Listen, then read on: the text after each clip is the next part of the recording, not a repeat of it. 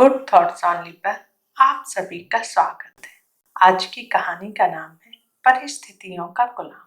हर इंसान परिस्थितियों का गुलाम होता है। वो जिस परिस्थिति में रहता है वो उसी में ढल जाता है। इस कहानी में भी कुछ ऐसा ही होता है। आइए सुनते हैं। पुराने समय की बात है। एक दिन राजा अपने मंत्रियों के साथ राज्य का हालचाल देखने के लिए निकलते हैं। वो देखते हैं कि एक किसान पथरीली और ऊबड़ खाबड़ वाली जमीन पर गहरी नींद सो रहा था।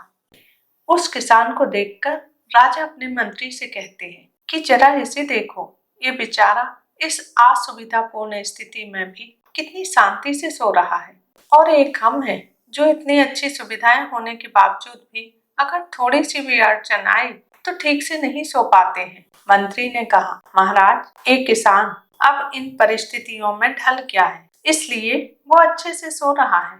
अब उसने अपनी इस लाइफ को एक्सेप्ट कर लिया है। मनुष्य का अपना शरीर बहुत कठोर होता है। उसे जैसी व्यवस्था मिलती है ऐसे ही अपने आप को उन परिस्थितियों में ढाल लेता है। राजा ने अपने मंत्री से कहा कि मुझे ये बात सच नहीं लगती। राजा ने कहा कि हमें इसकी परीक्षा लेनी होगी। उस किसान की परीक्षा लेने के लिए वो उसे अपने साथ राजमहल ले जाते हैं। यहाँ पर राजमहल में उसके लिए हर तरह की सुख सुविधाओं की व्यवस्था की जाती है।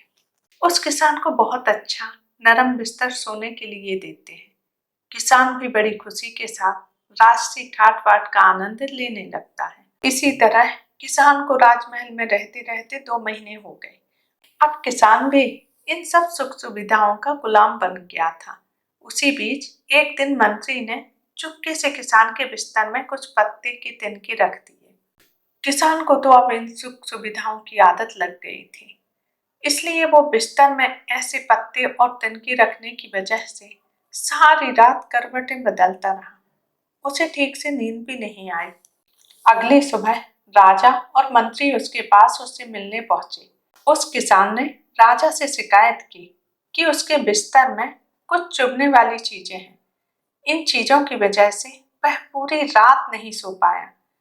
किसान की बात सुनकर मंत्री ने तुरंत राजा से कहा, देखा महाराज, यह वही किसान है जो कि पथरीली भूमि पर गहरी नींद आराम से सो रहा था, किंतु अब ये 2 महीने में राजमहल की विलासतापूर्ण जीवन का आदी हो गया है।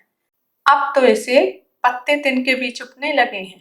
देखा महाराज, मेरी कही हुई बात सच निकली ना, कि मनुष्य परिस्थितियों के अनुसार ढल जाता है और वो परिस्थितियों का गुलाम बन जाता है।